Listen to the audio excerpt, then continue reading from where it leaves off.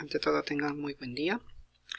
Continuando con la serie de videos para la creación de una Web API CRUD con Visual Studio Code MySQL en un entorno Linux, el día de hoy vamos a continuar con un refactoring general del Startup, de la clase Startup. ¿Qué es lo que sucede? Según vamos agregando más dependencias en el Configure Services, vamos a notar que vamos a sobrecargar este Configure Services, haciendo de que la lectura del código no sea correcta. 2, como pueden notar, estamos utilizando una versión o el connection string hardcoded directamente acá. Entonces vamos a empezar a hacer esos cambios para dejarlo de una manera más limpia. ¿Okay? Vámonos al código. Bien, tenemos aquí el startup.cs y tenemos toda esa porción de código. Lo primero que voy a hacer es mover esta cadena de conexión al lugar correcto. Las cadenas de conexión deben de ser parte del app settings. ¿Okay? Es lo primero que voy a hacer. Voy al app settings.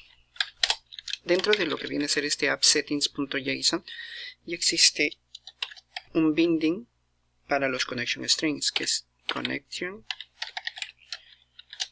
strings en plural, por favor. No cometan el error de ponerlo simplemente como connection string, porque después no va a poder ubicar el objeto.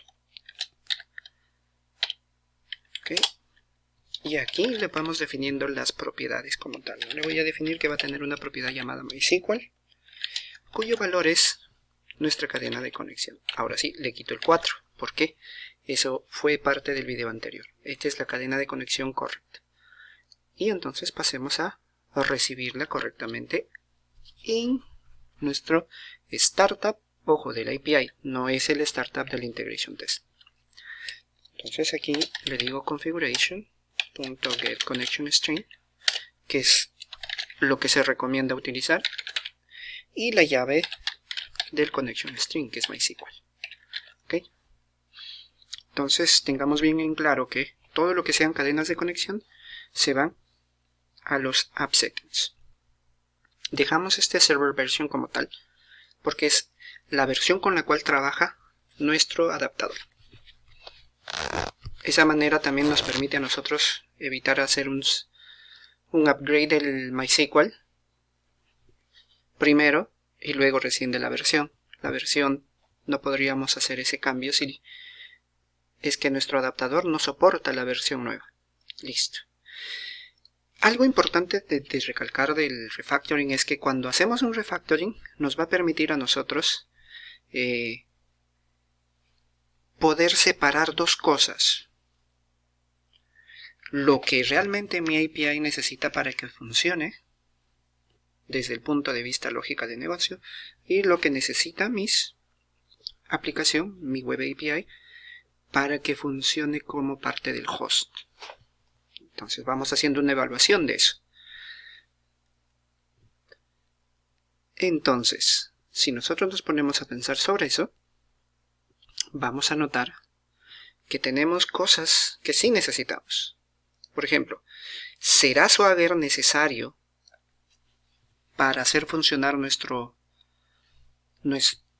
capa de negocios de la web API? No, porque Swagger es simplemente una parte de presentación final para los usuarios desarrolladores. Entonces, podríamos tenerlo en otro lugar. Empecemos creando una carpeta nueva en el proyecto de API que se llame Extensions.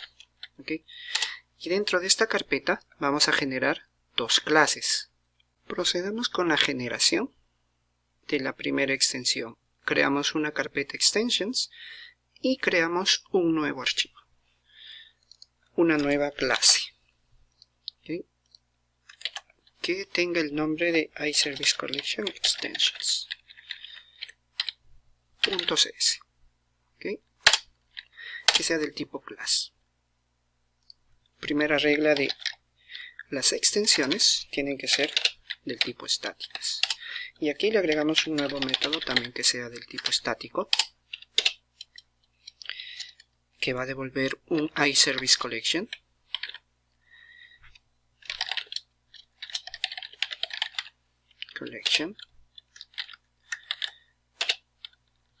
Y veamos cómo son las notaciones del startup. Todas usan un add. ¿Ok? ¿Qué más podríamos hacer? Para evitar estar agregando nuestros namespace personalizados, lo que se recomienda es utilizar el namespace del Service Collection. ¿Y cuál es ese namespace? Microsoft Extensions Dependency Injection. Eso voy a copiarlo acá. Voy a cambiarle esa extensión que tenemos por esa nueva, haciendo de que sea más fácil trabajar con las extensiones que tenemos.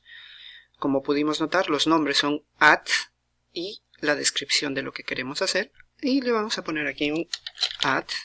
¿Qué cosa es lo que nosotros queremos agregar? Le voy a poner Norwind, que es el nombre de mi proyecto, Dependencies. ¿Okay? Para que esta sea una extensión, hace falta el uso de la palabra reservada this iServiceCollection para mantener el mismo orden que manejan aquí. El nombre es Services. Listo. Entonces ya tengo la extensión. ¿Por qué está marcándome de rojo? Porque no tiene ningún return. ¿Qué me va a devolver? Return Services. De esa manera puedo seguir anclando más y más dependencias hacia el contenedor. Entonces, empecemos viendo qué es lo que yo puedo mover hacia acá. Lo primero son las dependencias directas que nosotros tenemos. Una de ellas es el repositorio. Entonces puedo hacer que el repositorio se va. El método de teclado abreviado para hacer esto es con Alt, y las direccionales pueden mover una línea en Visual Studio Code. ¿Okay? Entonces, si mi lógica es correcta, todo esto es parte de. ¿Por qué? Yo podría validar ahora, empezar a crear integration test para validar que también tenga un status 500 en mis APIs cuando falle. Y muevo toda esa lógica a mi extensión y voilà. Hago las importaciones necesarias. Repository MySQL, este es repository. El Customer Profile ya está. Automapper ya está. Problem Details, el Helm, listo.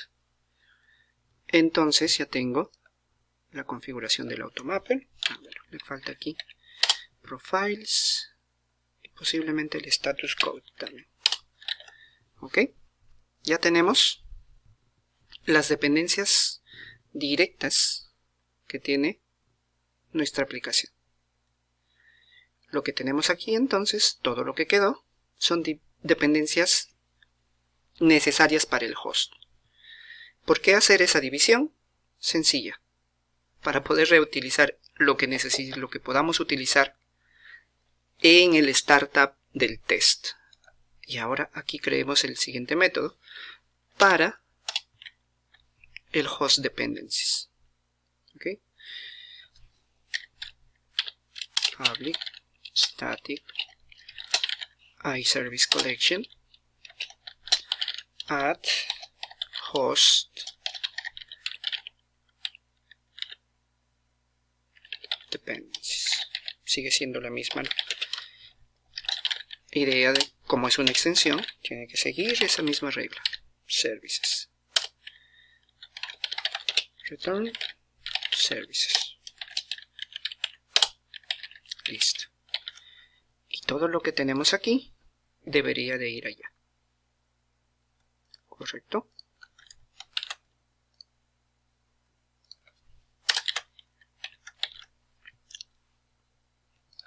hagamos los imports necesarios.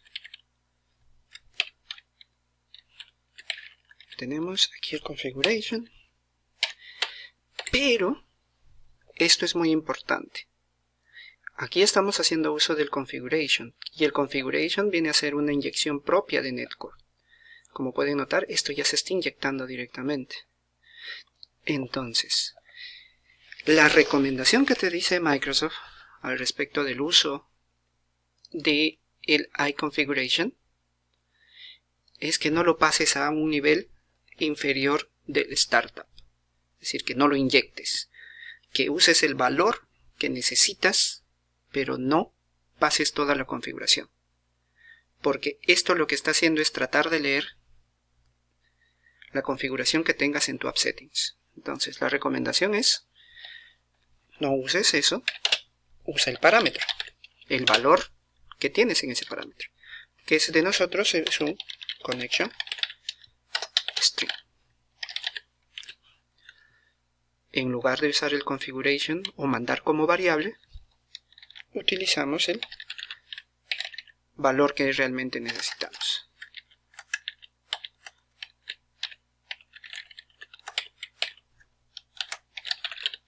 Connection string. Ok, listo. Evitamos estar haciendo configuraciones pesadas. Y ahora viene la parte interesante. Redujimos bastante nuestras líneas de código.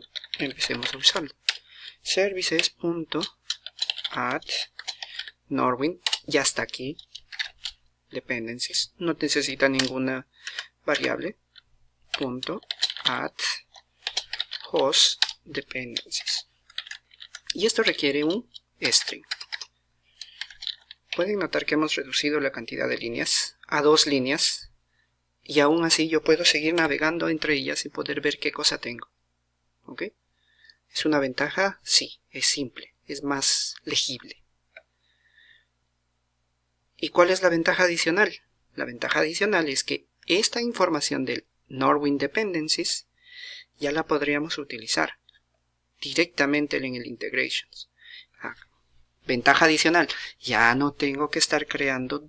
Si agrego una dependencia nueva, tengo que agregarla también en el startup. Solamente tengo que identificar cuáles son esas dependencias. Entonces, si nos vamos al startup del Integration Test, podemos notar que el Integration Test necesita, bueno, estaba utilizando el trasciende del customer y tiene sus propias configuraciones para que pueda leer bien los controladores y demás. Y MySQL. Ok. ¿Dónde nosotros tenemos esta configuración en nuestro método, en nuestros métodos de extensión? En el host. No los necesitamos, ¿correcto? Pero sí podemos hacer el import del Norwin, haciendo de que nuestro código en el host también sea más fácil de implementar. Add Norwin Dependencies. Entonces, cada vez que agreguemos algo en el Dependencies, teniendo en consideración cuál le corresponde al host y cuál le corresponde como una dependencia directa de mi aplicación. Y listo. Ahora ya tenemos más simple nuestro código. ¿Qué más podemos hacer dentro del startup? Tenemos toda esta configuración y podemos notar que el startup del testing, del integration test, también tiene cierta configuración. Entonces podemos hacer que esa configuración también sea parte de una extensión. Veamos en el startup cuál es el nombre de la clase. Es iApplicationBuilder. Creémoslo de la misma manera. iApplicationBuilder Extensions. .cs. Ok, es una clase. Listo. ¿Cuál es el namespace que necesitamos utilizar? Este de aquí.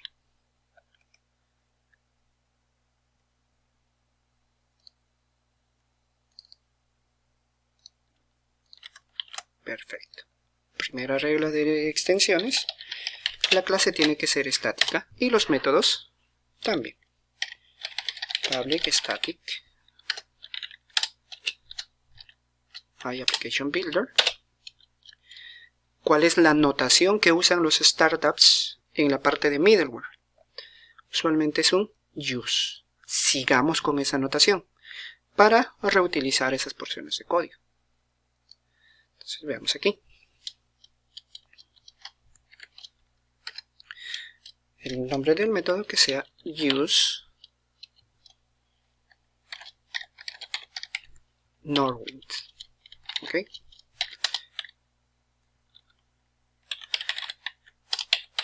Parte importante de los métodos de extensión es que deben de tener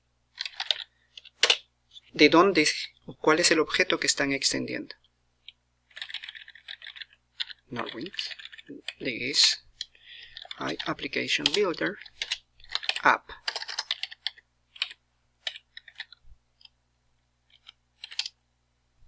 Return app para que tenga toda la forma que tiene que tener. Y veamos en nuestro startup qué es lo que podríamos mover. Esta redirección solamente es válida para el host. Cuando hagamos el integration test, esto no se va a disparar. Lo que podemos hacer es que este problem details sea parte de toda esa configuración. Recuerden una cosa muy importante. El orden en el que están diseñados, el orden en el que estamos ubicando cada uno de los middlewares, sí se afecta en el middleware pipeline. Así que tengan mucho cuidado de mantener ese orden ahí. Entonces pongamos esto. ¿Voy a necesitar el problem details? Sí. Sí los voy a necesitar. Haciendo que esto sea así. Importo. Your routine. Todo lo demás está funcionando ok. Veamos. Entonces app.use Norwind. Vamos a cerrar aquí y listo.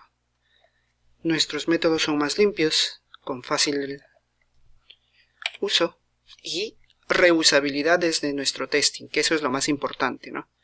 Y aquí ya no necesito todo esto, ya no tengo que estar complicándome la vida, sino que reuso lo que ya existe. Y la idea es que esto sea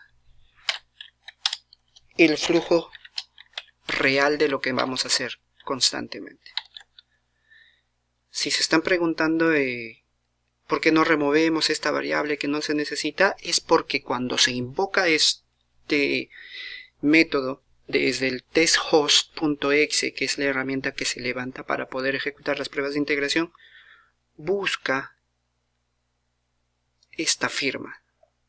Sin esta firma no va a funcionar. Así que si lo remueven, es muy probable que su test se caiga. Y ya tenemos todo en su lugar. Entonces, pasemos a hacer lo que nos toca hacer. Primero, ejecutemos, para ver si todo está funcionando bien. Ok, todo apunta a que sí. Tenemos resultados adecuados. Veamos la ejecución. Cambiamos el password del connection string. Todo está funcionando correctamente. Vayamos a lo que nos importa entonces ahora. Voy a detener la ejecución y comprobemos que nuestros tests también siguen corriendo como debe de ser.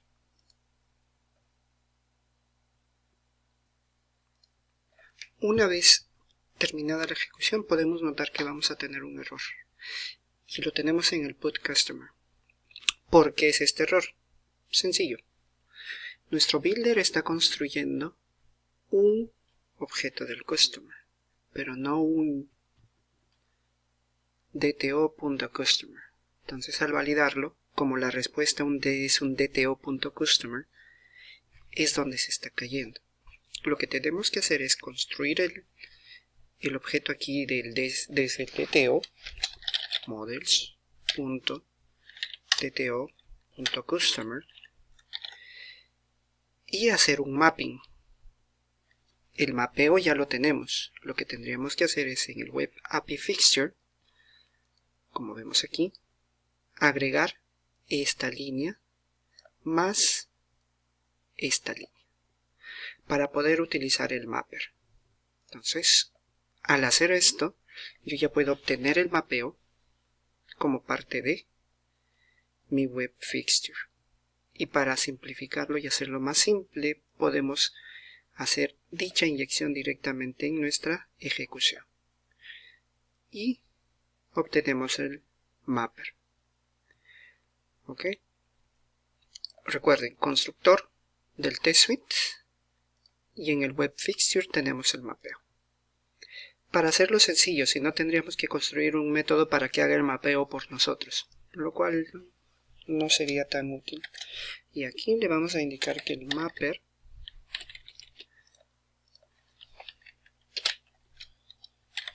map a customer. ¿Ok? Y lo que recibimos no es un customer, sino es un models.dto.customer. ¿Ok? Si volvemos a ejecutar, deberíamos de poder validar que todo esté correcto.